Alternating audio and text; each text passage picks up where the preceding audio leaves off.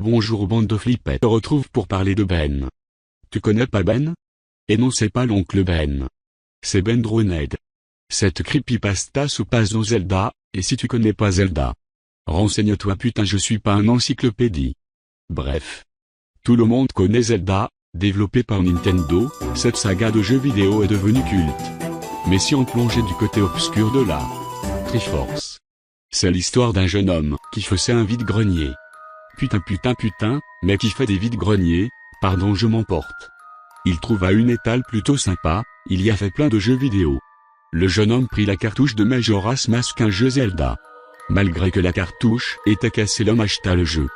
Pardon, mais même un renard mort écrasé c'est plus joli à voir. J'ai du sable.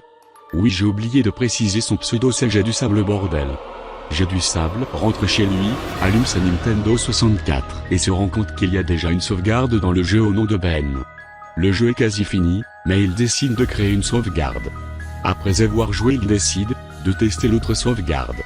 Il découvre alors un Link cassé en deux.